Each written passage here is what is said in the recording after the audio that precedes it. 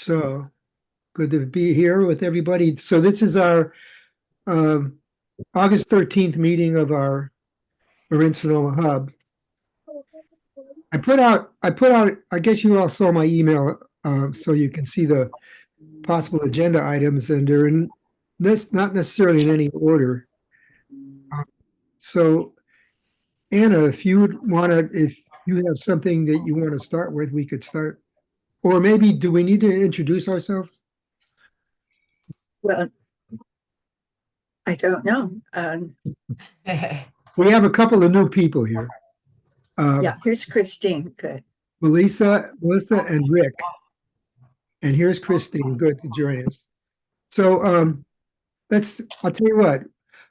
Um, why don't we hear from, do you want any words that you want to share with us for joining us, Rick and Melissa? And is there anything you want to ask us before we get started?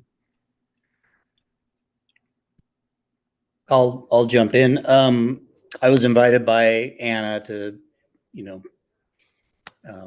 participate, so I'm really here to listen more than anything. Probably the most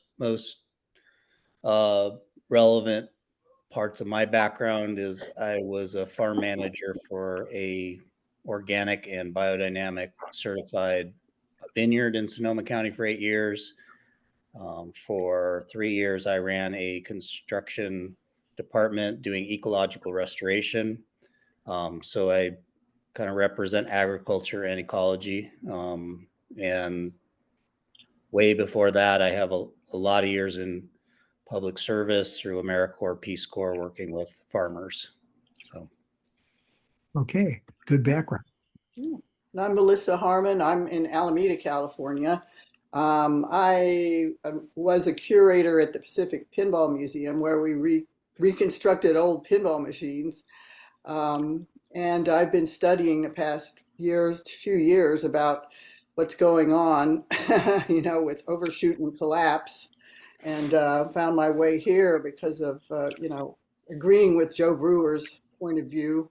So this is great that you're in this area. I don't know if there's anyone else doing this down here in San Francisco, Oakland area. So I just like to listen today.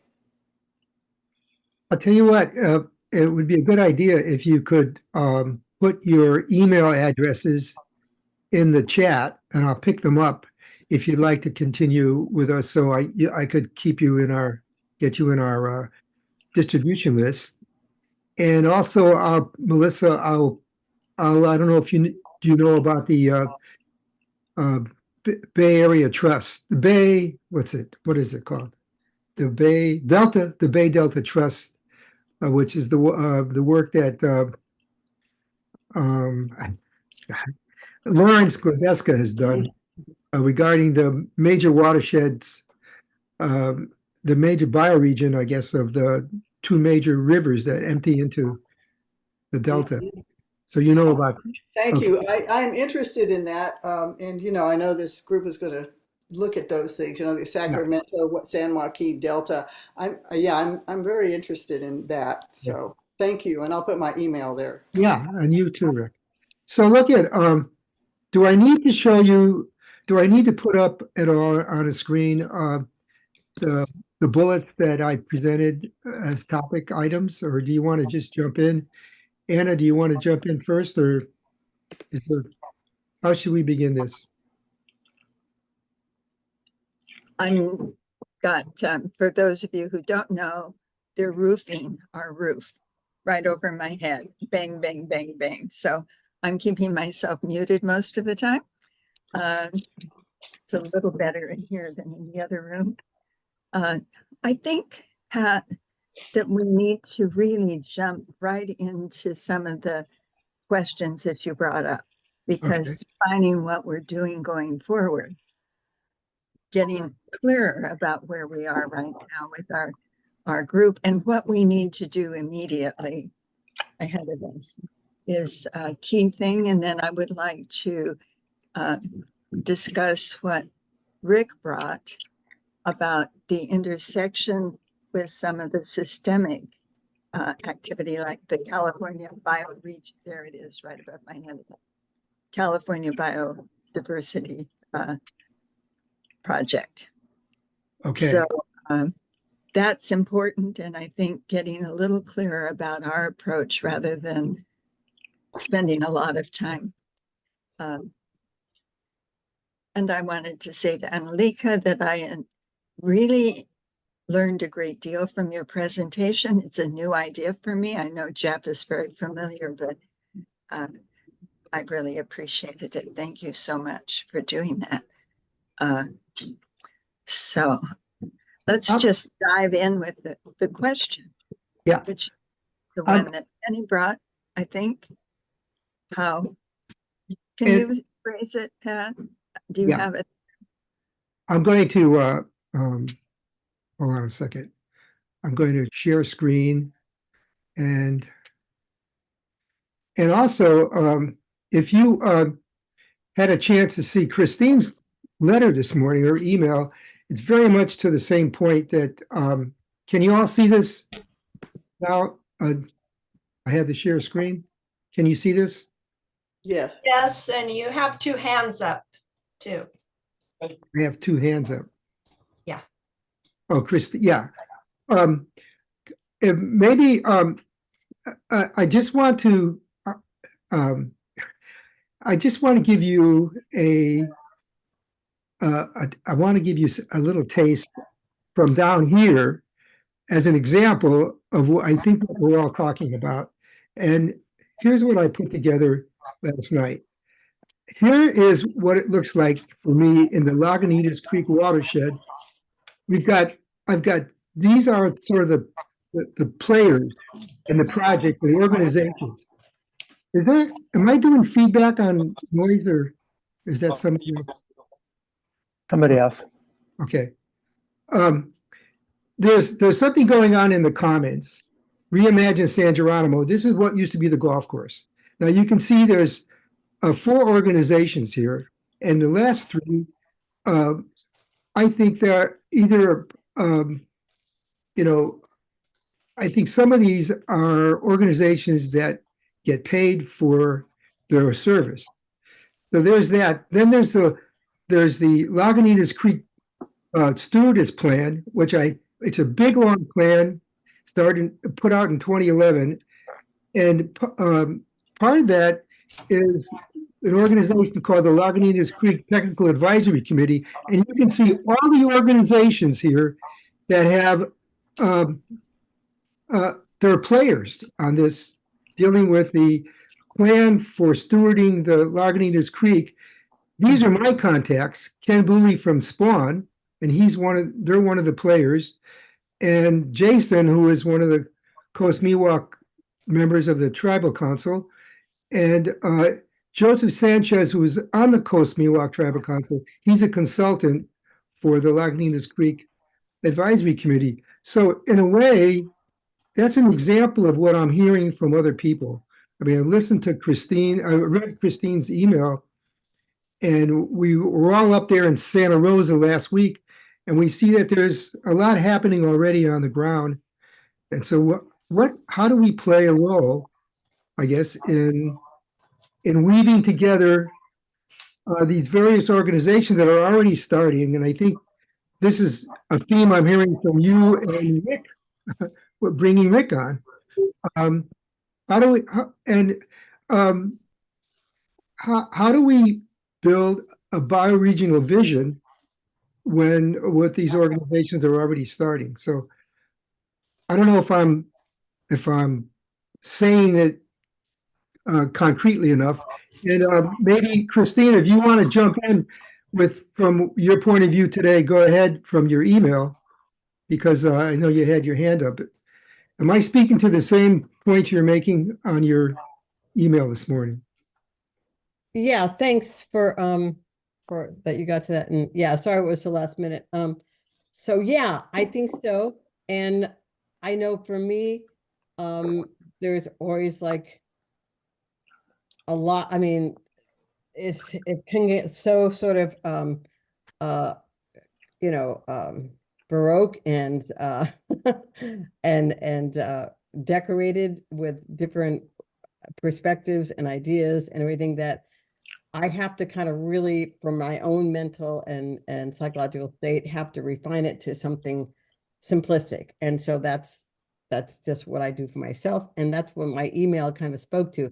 And basically, when I saw the trip that we did to the Laguna was like a template for me of what worked in terms of getting to know one group and is doing actual restoration. And that was very exciting for me. I know there are many, well, at least several other groups who are in the same vein, and and and there are some groups that are supportive of individual restoration type of activity, like say Daily Act. So anyway, there's different ways, but so I saw us as kind of like Pat's got a list. We are beginning to have a list, and it seems to me that going with an approach like we went to Daily Acts, where we're not going to them and saying, "Oh, do you want to join this, hub of bioregional?" They're going, "What? No, we got enough of our own work to do." We first need to go and find out who these groups are, what they're doing, and document it as much as and document it, organize it, and at some point then this is going to then emerge how perhaps to bring it together. Anyway, that's pretty much what is spelled out in my email, and I tried to make it very concise and to the point, and to answer those questions that Penny gave to us. And my answers are very limited, but once again, I try to say, this is the direction of how we answer those questions. Just a skeleton approach. So that's what I needed to do for myself, and hopefully it's helpful. Are we clear though ourselves about what we intend to bring or what we desire to bring to the table? Do we need to address that at all, or What?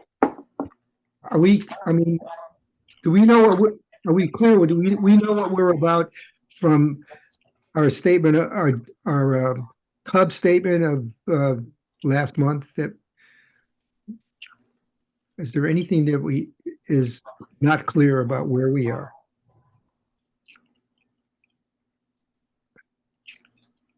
Yeah, Anna, you're muted. Listen, I know Okay. there, we're at the very beginning. We're in a learning process.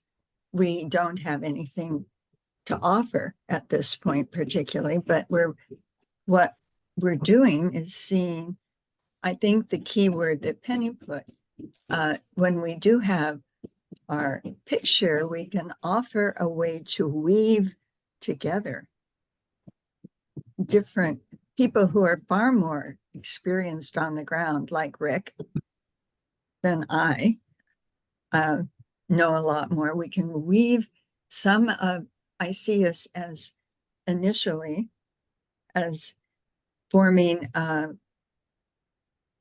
place to weave together and communicate with these people who are doing important work, like Rick, like Maya Kosa, who's doing the incredible forestry work right now. Get to communicate and see how they intersect and act with each other. It isn't that we are the experts. We are learning. And I think that from the first step, we'll be learning what it is we need to provide by talking to people and connecting. And it's all a process. I mean, obviously, as we go down the road, we'll see other avenues, ways to support. It's very useful. I think what we also offer is communication with other areas, because we are connected with the people in Regenerate Cascadia. They're further down the road and they've run into a whole series of problems and challenges. So by looking at what they're learning and how they're processing it, we can maybe be a step ahead in our going. But I found that my conversation with Rick was very stimulating and asking the kind of questions that I need to be asking myself and that we need to hold together. And I really appreciated it. So that's sort of where I am. And I agree with Christine. We're going out to talk right now to learn, to see what is there and to see where it fits. What are the, and also, I think from what Rick pointed out and shared with us, how we interconnect with the larger, system oriented activity that's out there that's also happening, that will provide us support or difficulty. I don't know. We have to see. But does that make sense? Yeah. The weaving is where I see it. Dina? Yeah, so we already in our resource Google document spreadsheet, we have something we called Assets Allies to the Bioregion. We named it together in one of our meetings. And these are including a lot of the groups like the Laguna Foundation and tons of others between all of us we can think of that are actually doing the work. And they're just connected mainly to their partners and to where they're sharing funding. But nobody has yet, and I keep harping on this, I know, I'm sorry, compiled everything in a visual way to show the area and what's being done layered on top of each other by each group. And that would take somebody with skills that so far none of us have to really do a good job of compiling that in a visual way. And I was asking Anna the other day when she called me to talk about her conversation with Rick. I'm like, well, is that something we could get money for, or to pay somebody to put this vision of what we've collected and learned and what we know is going on into something that is usable for everybody, even if you're somebody just living in this area wanting some hope to be able to see what is going on or where they can plug themselves in.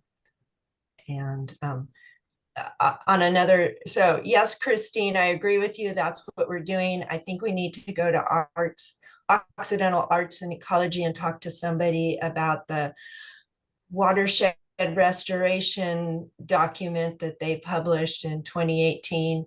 Because another thing is, it's not always easy to find out where somebody is in their work, like the 30-30 plan that Rick brought up. I knew about it and I went back and I looked at their website when Anna posted it to all of us, but unless I didn't drill down enough, I don't know where they're at in what they achieved so far. I don't know. We went to the Laguna Foundation and we got an update of where they're at since they had their public meeting to announce the plan. So it's not always very easy to find out what progress has been made. And so I'll stop rambling. I would like to have Rick explain to me more about his thought map that got shared with us all. Briefly, Dina, so I don't make an assumption, can you briefly repeat what the 30-30 project or what? Just I mean, It's that thing for California to preserve 30% of the biodiversity by 2030, and I'm probably not saying it right. Maybe Rick could add to that. Yeah, that's what I thought. That's what I thought it was. There's also, I think, a national one. So that's fine. That's all I needed to know. Yeah, got it. Yeah. Okay. So yeah, do you want to continue on this conversation? Rick, do you want to jump in then? And I'd love to jump in. I want to hold space for anyone else that wants to. This is a lot of really good information, and it's helping me see where the group is at and what the group is searching for. I can certainly talk a lot about a lot of those things, and I don't want to just take over the meeting. I just want to make sure everyone has a chance to bring to the table what's current, and at some point we can jump into the diagram I shared, and we probably don't have enough time to talk about the history of all these intersections, but I can hit some big takeaway points that I feel like I'm hearing right now. Also, Beans put a question in the chat, which might be for Anna or whoever can answer it. I'm sorry, not Anna, but Gina. let's see, what was that question? What was the? Do we have a list of all of the partners, or are you looking to start from Yeah, scratch? we do. Dina, We do. Yeah, so if you were gonna, you would need somebody that could do use a program like ArcGIS. In my vision of mapping the area and layering on everybody that is working on resiliency and the solutions and where they overlap and where the gaps are. So the answer to the question is yes. Although just to chime in, I'm not sure I would call them partners, or we could call them potential partners, because we haven't really reached out to most of them yet. So, but they can, if you go like talk to, for example, the Laguna Foundation, like we did, they tell you, oh, we're partnering with the Grayton Rancheria. yeah, and we are partnering with the Okay, so yeah. it's a fine word. Not nitpicking. Sorry. No, that's okay. Along these lines, I think I put out, I know I sent an email to Anna, but I got a note from Rick, from Lewis Fox, who used to be initially he was the other member on my street, matter of fact, who joined the design school and for this project of building biological regions, bioregional learning centers. And he is coming back in next week for a week, and then he's coming back in September, and he wants to connect with us again. And he's got a lot of audiovisual skills, and he might be able to help us put together a vision, a visual mapping. I'm doing these mappings that you're talking about, so that we can start putting something that we can look at and see about the things we're talking about the different groups that are already on the field. So I just want to put that out there. We may want to have a work, get our hands on it, a special focus meeting on doing that at some point. So, and I wanted to add too that one of our immediate needs also, and I'm doing as much as I can, I hope everybody does, is to get this more intergenerational. That is challenging because they're all working very hard just to survive. But I do have someone who would like to be involved with us, is too busy, but his pastime is creating computer games. He's really, really good at the whole thing. So he'd be a tremendous help with the mapping. And Dina and I and Christine have worked with him before.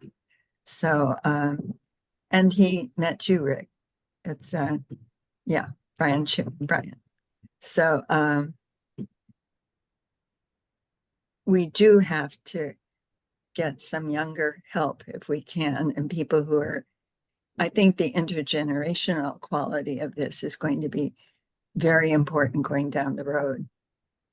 We have to start where we are, but I'm hoping that we can do that. And I think getting some funding will be helpful in that direction. Well, I see that Elaine has joined us. That's a talk about younger people. Nice to see you, Elaine. And, Liz, I see somebody, Liz Lindsay from Florida. Are you a teenager or in preschool or who are you, Liz? I don't know. Can you show yourself or say something to us? You're muted. Thanks for joining us.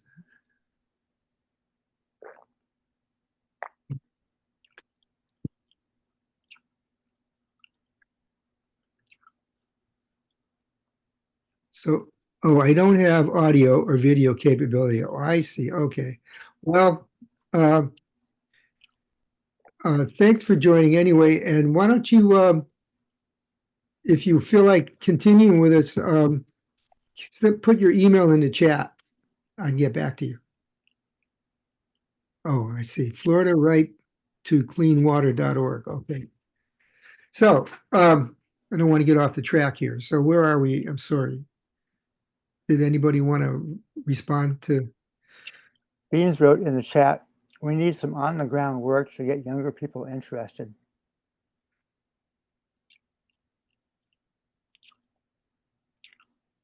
So maybe Bean, you want to speak to that?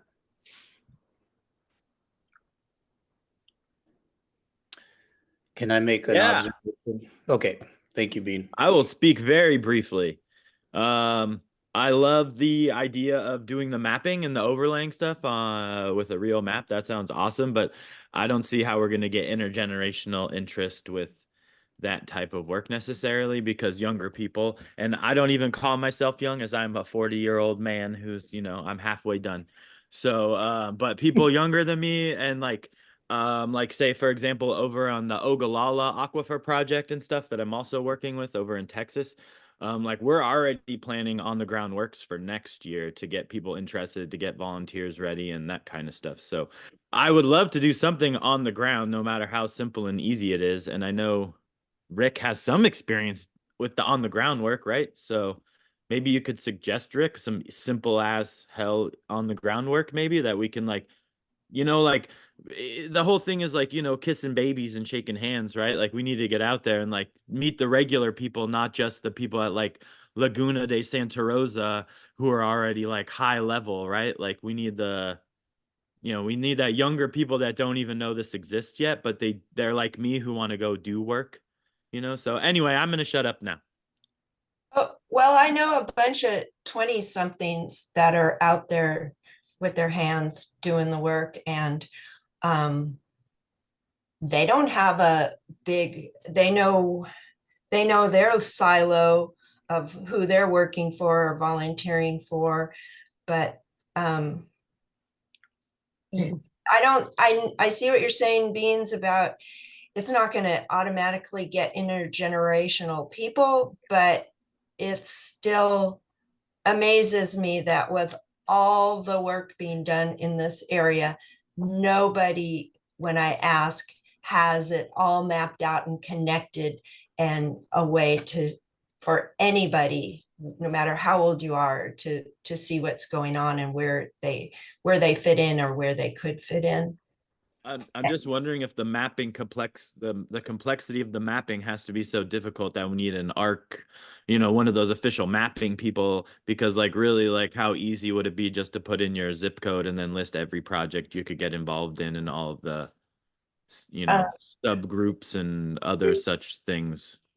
But somebody still has to organize all that data, even though we have our own list in the Google Doc. It's not a complete list by any means. I think go ahead, Rick. Did I say, yeah. I'm feeling the need to jump in and kind of give an overview if that works. Behind me is what I'd like you to think of as a wheel, and those are all spokes. The restoration field is really a outgrowth of the back to lander field. So you can put yourself in that perspective. Most of us here are toward the older. And we were all moved by that. I'm going to make an assumption. We were all moved by that, a time of enormous social change. And as people started to actually get back to the land and run across the problems of working the land, it brought us all to another level.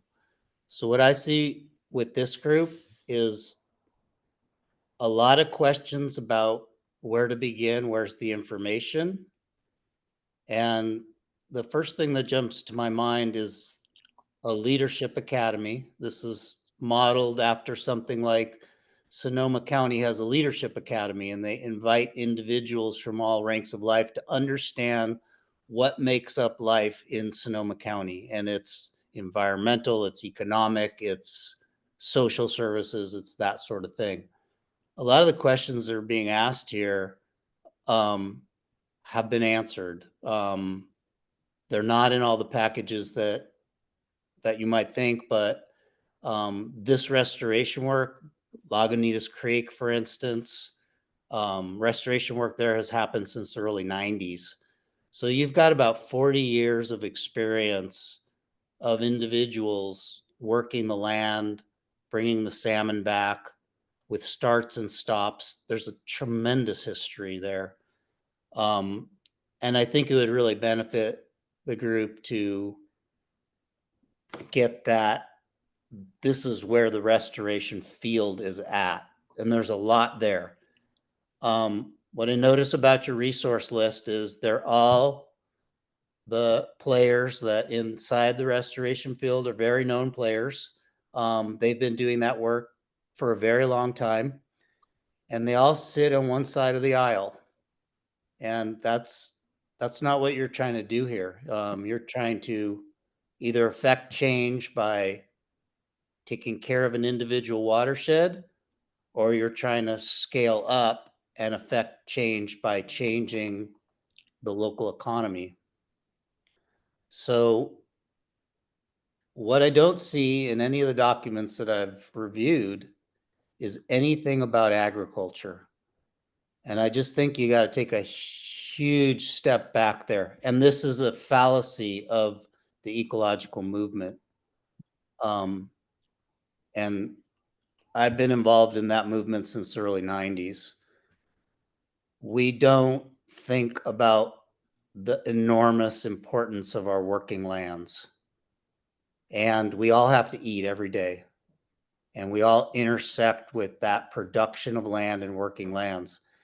And so on the one hand, you've got the organic farmer that represents only maybe 1 to 5% of all farms that's trying at some level to address biodiversity and agricultural production, the intervention into the laws of nature. But the laws of nature and the laws of fertility cycling are the laws of nature. Climate change is happening following the laws of nature. Human interaction have exacerbated that and escalated that to a point where all we can really do is slow down the accelerator pedal by changing things. But in my work in agriculture is going to represent at least 2/3 of your land mass. The residential sector, the manufacturing sector, there's ways to regulate that or to come to agreements about that. The agricultural sector, without the ecological participation, these things are happening. Marin County already has not the 30/30, but they have the 20/30 requirement that by 2030, they will divert 30% to carbon sequestration. And of that, every sector of the community has a responsibility to do that. Farms in Marin County represent 30% of that picture. The Marin RCD has done exactly what you're talking about for that purpose. They've mapped it. They've really gone through all their shape files and their GIS, and they've really they get it. Like we have old information from shapefiles and ArcGIS that goes back to the 90s. We have projects like the North Coast Watershed Assessment Project, which took whole watersheds like the Gualala River and put layer upon layer upon layer upon layer to manage their resources as a whole. It was a brilliant project, and all of that information is now out of date. And it's the youngsters that have come through, like the Grizzly Corps, an AmeriCorps program, that have a much more plastic and flexible mind, because we are using this technology now. So as a group ourselves, we have to figure out how to fit in to things that we know more about wisdom wise, but less about where the files are anymore. So they've had tremendous success with putting that together in a visual that communicates a story. So at the root of this here is we have a cultural breakdown. And this is Wendell Berry, Wes Jackson. They've got it all summed up. It's a cultural breakdown. The laws of nature, the laws of fertility work on the laws of nature. Fertility cycle works on the laws of nature. We figured this out. Traditional groups have figured this out. We've messed everything up by throwing chemicals and industrial and all that into it. But the laws of fertility are not complex in that way. They just require dedication. Now, along with the laws of fertility, we have to have the cultural laws, the cultural support. And the cultural support is old and young, telling the story, repeating the story. Rudolf Steiner puts this out beautifully in the social threefold methodology, of which, how do you set up your economy? How do you work cooperatively and allow the economic, the political, and the social to be sort of separate branches to all that? There are examples of that working really well in our communities. The CSA, Community Supported Agriculture, is an example of social threefolding. There is your beautiful example right there. A CSA from a farm that's ecologically minded. That farm is right next to a creek. That farm is in a watershed. What is that farm's environmental responsibility to retain the soil fertility, to address the local community, to keep the local community strong? So what we're doing here is an incarnation of a struggle that repeats itself over and over. And what we're challenged with more than anything is the break between the intergenerational communication. And Wendell Berry has said it, it's golden. We've got to renew the cultural cycle. The cultural cycle renews on affection and love.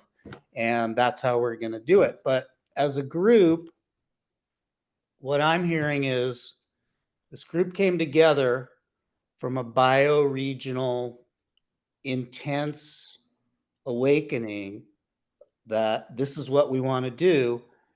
And then it funnels very quickly into ecology. Ecology, the wheel behind me, that you're one of these spokes. And this wheel is built. And it's figuring out how to access that wheel. Climate change is climate change. Restoration's been going on for 50 years. There's amazing positive aspects about restoration, and there is the struggle of our economy that will never support the full expression of bioregionalism.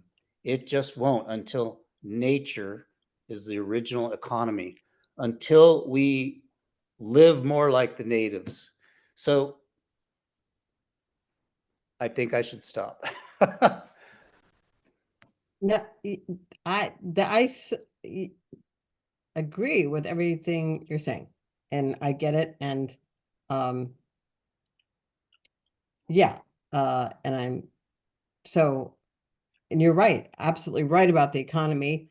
And I've been doing some reading on that. But anyway, so Bill goes back to the question is where do we start, and what is, and you're right about agriculture too. So thank you. I don't know what else to say right now.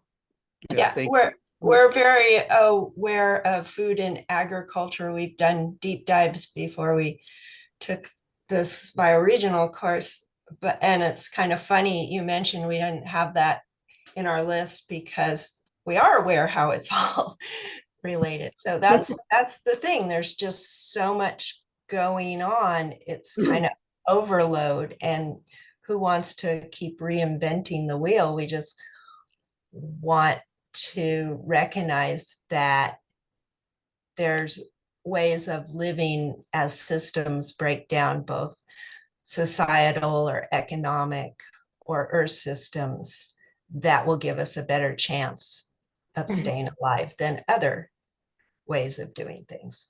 I guess the point that jumps out at me over and over several decades is, as an organic farmer, I've actually had much more success speaking with conventional farmers than I have speaking with other organic farmers, because there's aspects of organic farming that benefit an entire region.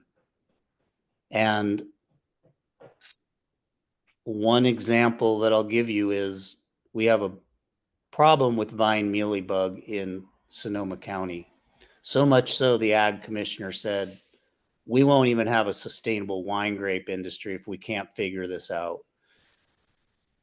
The conventional growers use Admire and they use Movento, and these are both pretty heavy hitter insecticides.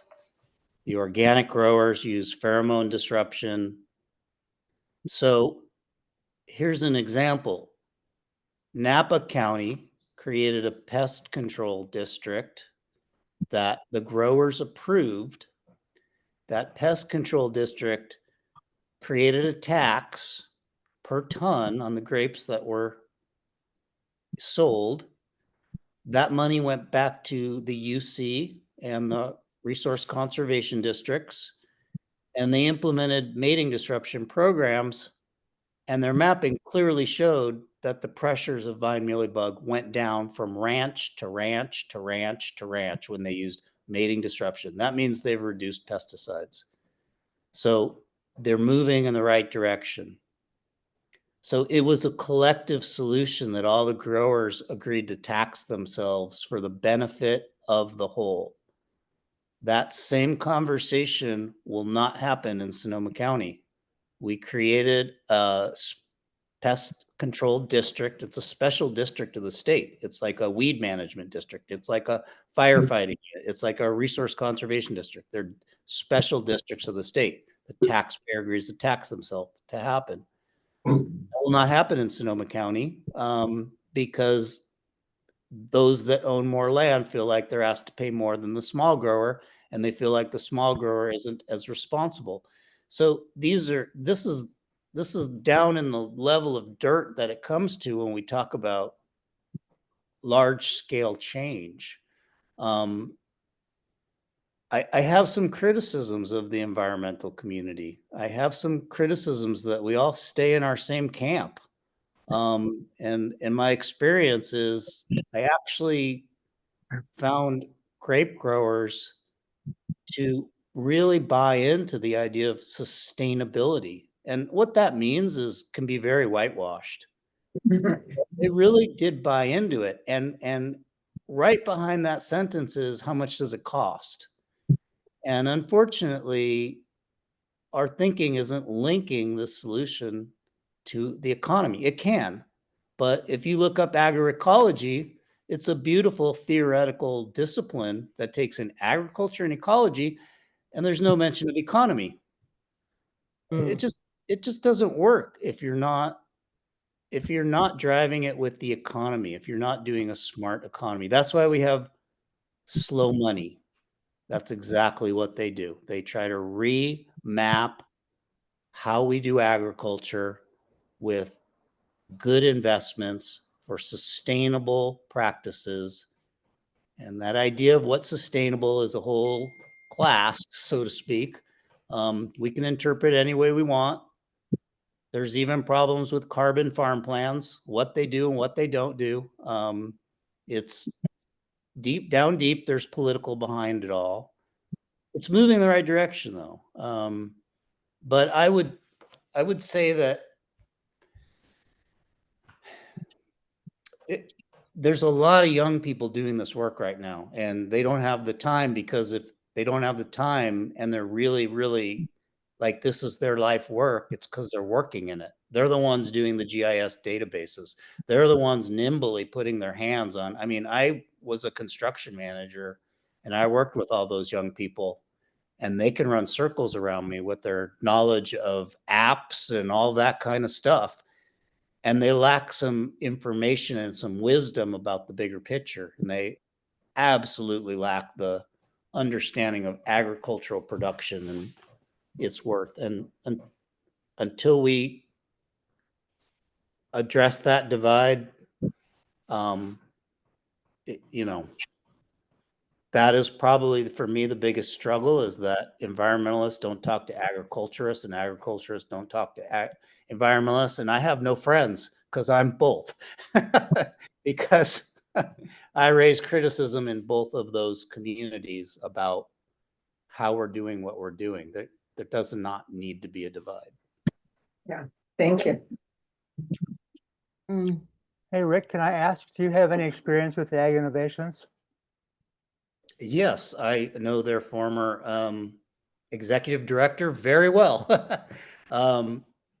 Genevieve was actually, I started a nonprofit in the early 2000s called the Compost Club, and Genevieve was working with John Springer and Four Winds Ropes course, and was starting to do consulting, and she helped actually convene a group to create our first board. And I've been friends with Genevieve ever since. And actually, when I worked at Pernusky Chatham, their office was right across the parking lot from us. And so she's just recently moved on. Yeah. Yeah. Thanks. I know they've been convening conversations about agriculture and economy for many years in California and maybe even other places.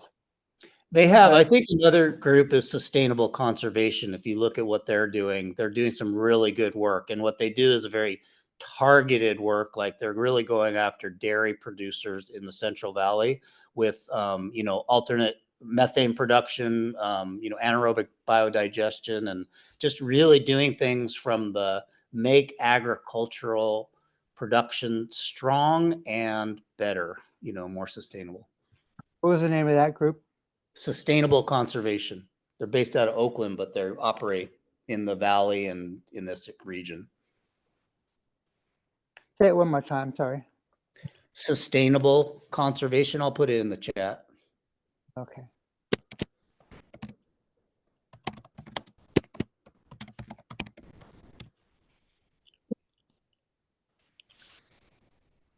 I was thinking of these guys because, one of the things that's part of the package perhaps is about convening stakeholders. And I know that there are people who have been doing this very successfully.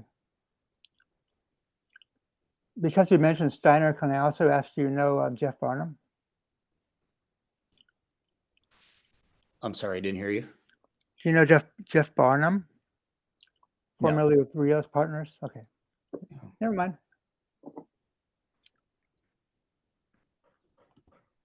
So, I keep asking myself, hearing all this, of what the ground looks like, and I keep asking myself, okay, so what should I be doing here in Marin? And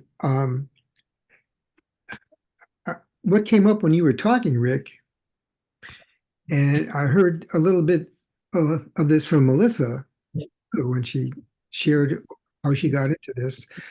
I come into bioregionalism with Joe Brewer from dealing initially with what I'm experiencing with climate change, global warming, but then more as I developed my own awareness and connecting and reading, it's my civilization that I live in is unsustainable, and that we are facing various kinds of collapses, ecological and of course social. So, and it's all negative. It's all like it's coming down on my head. So Joe Brewer all of a sudden to me becomes a response to all this that is not negative, it's positive. It's doing something in in a new a revisioning from taking the old, really the old way and making it the way again. So that leads me to connect essentially with the wisdom of so many thousands of years of living on the land of indigenous people. So I'm turning it locally to two sources. I'm turning to the indigenous people on this land in San Geronimo and basically in Marin. And right now they're represented by the Coast Miwok Council, the Coastal Miwok of Marin Council. Maybe I'm getting, but the group here of descendants of Coast Miwok. And I have a contact, a very brief conversation. I emailed, but we haven't gone anywhere with that. In the meantime, I've connected personally, and on a very personal level, developing a friendship and a camaraderie and an appreciation of each other with a new executive director or executive, for Spawn. I'm sure you're familiar with Spawn, and the Spawn has a legacy here because of the former, who just passed the leadership over to Ken, of not really engaging in a very positive, embracing way with what he sees as me, for instance, living on the land here on the creek, being made feel like a pariah. I've used that word so many times. Ken is an embracing guy. He wants to engage and he wants to do what I want to do. He wants to bring people together here. So I have two resources. And all that I showed you today of all these different organizations, I'm basically focusing on these two people. And Ken knows my Coast Miwok contact. And I'm looking to Ken when he finally has some time to work with me or bring me in and be my guide in a way. I'm listening to all these different things that should be done, and I still don't have a clear first step. So I'm relying on my personal relationships here with the Coast Miwok and with Ken, and see where that goes. And they in my mind have more understanding of and I wonder, I have to get from this recording, I wonder to what extent they understand what you have just brought up, the importance of bringing together for Marin, I guess it is the agricultural in a different way than the grape growers up in Napa or the different farmers up in Sonoma, but there are different agricultural things going on here. And how do we go into the future? See, I'm thinking that what's my question is, in all these different people that are organized in these different organizations, do they have an understanding of the possibility that down the road we will have to live more closely off our own land to survive? We will have to, in other words, grow more of our own food and grow and use the materials from our own land to live. I mean, am I creating too much of a romantic notion, or is this what we're talking about? So I'm thinking that my question is for the people that are already in these organizations working on the health of the watersheds. What is their vision of their future in terms of living on the land? That's where I'm coming from. So I stopped there. I don't want to go down the road. But Yeah. So Pat, we're very much in the same. This has been our first step to really connect with as much indigenous wisdom and history as we can, both reading and through our relationships. And I felt that and I see a much greater openness in general throughout various groups and initiatives to look at that. At least they're giving it lip service. They're talking about it. So I think one of our purposes is really to get fully informed and connected as much as possible, understanding that we're not that, but really respectfully providing a place where that knowledge, wisdom, which is also evolving as the climate changes and things are different, but it's an approach that's important. It's a connection that's important with each other culturally and with the land, with the actual physical land, as Rick's been talking about.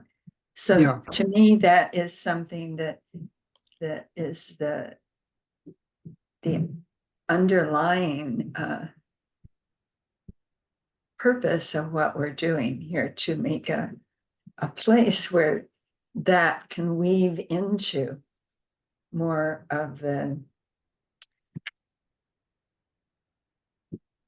the tremendous regenerative attempts and levels that are going on. It's a learning process for me because it has as much to do with the way in which we talk and listen to each other and come to decisions as it does with the actual physical, this is where education comes in and where my work comes in, that our educational system is creating or contributing in a major way with the breakdown, with the what we're seeing in the schools is very painful for me to see right now in Santa Rosa, in this area. But, I wanted to support what you're saying, Pat. And it's a place, in all humility, we're just learning. Yeah. And we'll learn what it is that we can provide, if anything.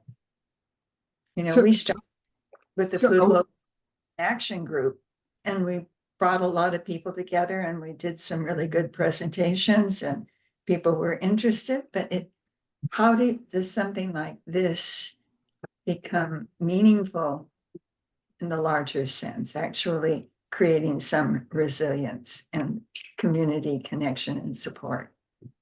Because feeling that support, feeling that connection is the reason that I went forward with Joe Brewer's work. I don't know if this is going to, I can't imagine the future that hasn't happened, but I want to be able to approach it positively, knowing what I need, which is that intergenerational communication and sharing, and a sense of some resilience in the group, because a group that's working in a deep way brings in possibilities that do not emerge from any individual, no matter how bright or capable they are. And a group that doesn't ends up doing lowest common denominator, so it's how do we work with that group? I think this is very important, and I need to do a deeper dive into pro-social and see if they're really doing it. But that's the piece that I think is essential that we can bring to the table if we get good at doing it with each other and understanding what it is we're trying to develop. So So I see you have your hand up, Christine, but I'm responding to you, Anna. So my question is, and we've been talking for about an hour now, and we've been saying different things, and new voices like Rick. It's great to have your voice here. Um, um, are we? So are we saying basically keep doing what we're doing, or is there some particular thing, some particular change that we need to make going forward? I mean, because we're coming to the end of, this period of working with the BLC, the Bioregional Learning Center. So, are we doing okay? Do we keep going as we have? Is there am I missing something? So, and Christine, you have your hand up, so maybe you want to respond to that. Yeah, I think basically am responding to that. So as I'm listening to what Rick had to say and Anna, that it still comes for me, it comes back to the same place that we still need to know the territory and maybe and so the same process of outreach I think is important, collecting information on the land of organizations and what groups are doing in terms of restoration. And also now with Rick's input, I would add to that agricultural too. So I appreciate that. I would just broaden that scope a bit. And also when I was thinking about how to do this, it occurred to me that questions when we go to a group, say like, land pass or whatever, that we ask them. One of the questions might be, how do you work with agriculture, with the agricultural community, organic or other? Not, yeah. And is, how does that impact your work?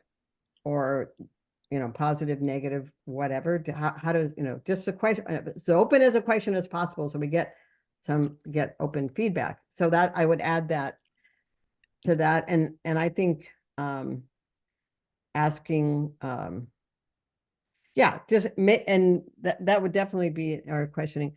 And then to respond back to Bean's, talk about, and to hand, younger people and work on the ground, that reaching out to groups that groups that have people who are working, maybe just for an example, like reaching out to a Sunrise Group. Are they interested in restoration work? Would they be interested in doing a restoration project with any of these other groups, or starting one of their own, maybe like doing the mini forest, that's kind of like over here. So there's the work of reaching out and building the hub, it's called a bioregional learning center. So that's what we're trying to do, is build a bioregional learning center. So we have to learn to build that, and then other people can. So that's there. And one of the, what I think one of the things that Bean was saying, and that we have talked about too, is starting a small restoration project. Maybe that's where we tie in youth. And that is a way of learning as well. So that's kind of like, boom, over, kind of over here. So that's just, that's what I got right now. But I don't see it changing the basic thing that we need, or what Dina is saying we need to do, is to build some kind of a map or a framework so that we can see. Yeah. So that's all I got. Beans put another comment in the chat about would a bioregional learning center teach bioregionalism? So part of what is evolving is what does a bioregional learning center mean in our area? And so just keeping ideas of what a learning center means and the possibilities and what fits in our group and on our area is important too. Yeah. Yeah, no, that's a good question. And I think the answer is yes, it could teach bioregional, and it could do outreach to schools. I mean, that's why looking back, did I say my own meeting? Yeah, looking at other models, at different stages is helpful to see what groups are doing and how effective that is, and you know, whether it's Cascadia or the Bay Delta. So, so we don't either get too far spread out, or and also so we don't limit our vision. So, I have a question for the group. It seems like the goal is to create a bioregional learning center, and that's sort of a fixed goal, and that's a result of Brewer's encouragement to help us all with our essentially what we carry, the trauma we carry that got us here, the concern we have, and the where do we go from here. I appreciate what Brewer's comments are, that psychic pain that we carry of what the heck are we doing to this earth, and what's beyond our control is very overwhelming. I just, Stephen Chatham, that I worked with for a number of years, he had a really good question that he asked people, and he said, what do you do to be successful? Because every one of us does something very well to be successful. We all bring something to the table.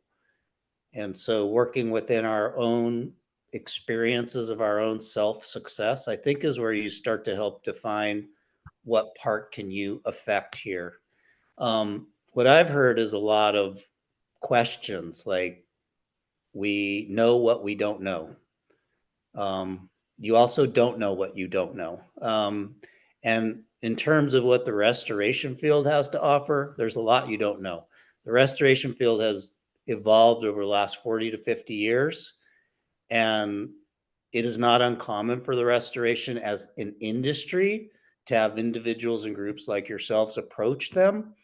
And the conundrum for the restoration professionals are, how do we serve this community that wants to do this? So you're very much, the entity in your formation is very much paralleled by many individuals and many groups. And in this case, what spurred that is the idea that you want to create a bioregional learning center. That's complex because you're carrying in this predetermined goal that you're trying to get at. And whether you divert from that path or not, I'm not putting a value on that. But just be mindful that you're carrying this idea that you want this place and this thing to create this information. And a lot of that information exists. It just doesn't exist in the way you think it exists. I put in the chat the Russian River Watershed Directory. So throughout the early 2000s, and this was at every level from government to nonprofits to stakeholders to activists to, all the groups were there. We met once a month up in Cloverdale to try to figure out how we were going to manage the Russian River watershed. And that's complex because it also involves Mendocino County and all these different land uses and all that sort of thing. So I had the good fortune of being able to help put that watershed directory together, first edition, and it's been updated a couple times. At this point, it's 9 years old and it's outdated. But that's exactly what you're pointing at, is who's doing what. So to understand the ecosystem of restoration is a formidable goal in and of itself. And I think it's a worthy journey to figure out how you as a group can be informed by these existing groups. And, it might help you to create a defining document, a matrix, so to speak, of what do we want to learn and what do we want to get out of that, right now you're going in a lot of different directions. You want to know who's doing what, then you want to start a restoration project, then you want to have these ArcGIS stuff, and I think those are good questions, but I wouldn't jump ahead too fast because there's a lot of people that are doing that, and they've been doing it for a lot of years. And the what you're bringing in is a vision, and it's a vision with a culture, and that culture is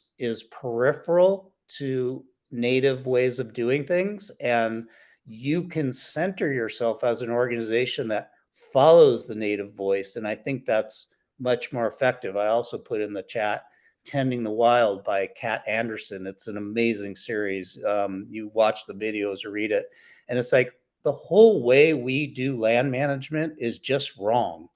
And you're now trying to create a solution to fix a problem within a bad land management system. And that bad land management system affects all those restoration professionals and all the individuals that own land and take care of land. Yes, excellent book. And so there's a lot there. But I think that if you put together a list of what do we need, we know what we don't know. Put that list together. This is what we don't know. And I agree. Yeah. yeah, because I think there's a lot more learning that needs to happen here. There's intersections with that. We have a lot of like nature education schools that kind of move in that direction for grade schools. What we don't have in Sonoma County is an agricultural literacy program, and I can't understate how important that is. We don't even understand agricultural production. 2% of our population actually engages in agricultural production. So we eat food every day. And that blows my mind that, that is our direct interaction with the land and the ecology. We don't make our money off the ecology. You might, as a person that puts data together on it, but we don't rely on ecology. And what we're doing here is trying to save the planet through ecological changes. And your greater land mass of change is in agriculture. Yeah, I see. That's great. That's a good point. That's essential. Well, a light went on. So, Awesome. Okay, so Rick, you're saying that to then affect more of the kind of change or the kind of quote restoration work that we want to see happen, we need to engage even more so with agriculture than all people already doing ecological work. Yes, I think there's room, like work that sustainable conservation is doing. They are the biodiversity experts, and they are handling the waste problems from concentrated animals, so to speak. So they're trying to make a bad system better, if not change a whole system. You also have groups like West Jackson and the Land Institute. And I think what's huge about their work is 2/3 of the land mass is arid lands. They are trying to create perennial forms of staple grains that we grow. They've already done it with rice. They're doing it with kernza. And if you imagine that, you've just switched on the need of the intensity of tillage. You've got perennial crops, deep root systems, you're recharging your aquifer, you're doing agriculture in a very different model.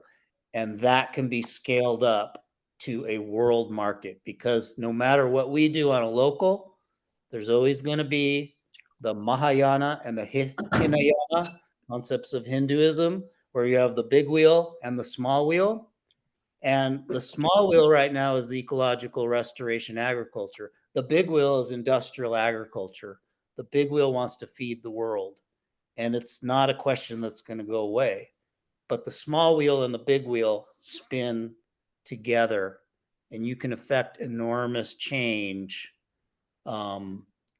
with projects that can scale up and start to speak to that question of feeding the world, which is a ridiculous question, but starts to speak to that in an ecologically sane way. Speaking to that, Rick, you're talking agriculture. Now, what about the ranches in West Marin that are dairy and also cattle? Is that something else, or is that within the purvey of what you're talking about? Because Yeah. there's a big issue I hear with, with what damage to the environment that the ranches are doing. Right. So, and Malt is an amazing organization, and Malt is front and center, saying, how do we keep agriculture strong and also make sure that we're articulating those measures to the consumer and the public that we're doing good work. There are some bad actors and there are some amazing actors in terms of the dairy, and it's a mixed field. But then you have entities like Clover Stornetta and Strauss Organic Dairy, and they themselves have high standards which they expect of their growers. And so the grower, the rancher, in order to get the milk accepted, they have to meet that higher standard. And that is pushing towards the idea of almost like a biodynamic farm. It's like that producer has to have a higher environmental standard to how they do their work. And that is a brilliant system. That is a kind of a food first, fair food program model that works really well. And it's very mindful that the ranchers and the dairies are operating in the context that they understand the importance of environmental. It's important to say that some of those dairies have existed long before water boards were ever created. And it's important to say that during those early years, it was groups like the Resource Conservation District that led them to set up bad practices. And some of them have what they have. And, and restoring that takes some time. But I think Marin actually is a leader in better agriculture plus ecology. I think a lot of the work there still needs to happen in Sonoma County. We're about 9 minutes away from the top of the hour, and so we decided, we agreed we'd stay together for an hour and a half. So, is there any kind of reflection, summing up, or where do we go from here? And what I'd like to make like a 1, 2, 3 where we're at from this conversation. So we pull it together, putting together what we've said as we go forward in this at the end here, so that we are a little, I feel it's a lot to take in. And I really appreciate what Rick brought, because it broadens out our conversation and makes us deal with a much more real, on the ground reality that we're part of. We're part of this larger system. So what are and I'd like to hear a little bit from Jeff, because I know you're taking all of this in and you have a lot of background as well. And Elaine, where are we? What can we take away simply from this conversation going forward?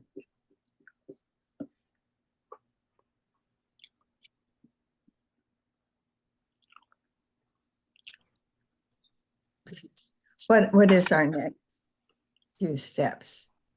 Okay.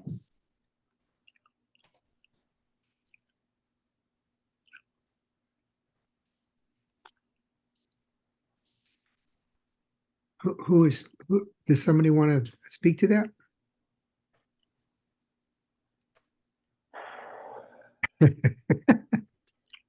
After these meetings, I always need a few days to digest, and Mate, see what next step is. For me, there's a The tension is what to do as a group and what to do as individuals supported by the group. I mean, if each of us has a next step for ourselves that the group can support, that's another way to think about this. Yeah.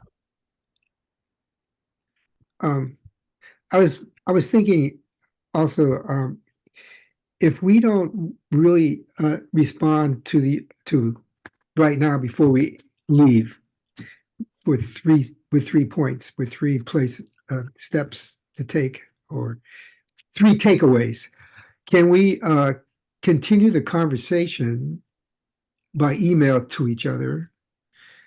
Because this has to I have to digest this. I know I've heard so much this morning, things that are just floating around in my head. Rick, you brought a lot to think about, and other people have said things too. So can we do that? Can we converse with each other and tell each other, here's where I think we're going, here's where we need to go, here's what my next steps are, things like that. I know what my steps are here. I'm in a waiting place, but I know what I want to do, and I'll put that out. And also, can we meet again in 2 weeks as usual, and see where we've been, what comes up now in the next 2 weeks. So we'll meet again on the 2 weeks from today. And Rick, you're welcome to join us. Melissa, you're welcome, and Liz, you're also welcome to join us. And I was wondering also, Annalika dropped out. Maybe she had somewhere to go.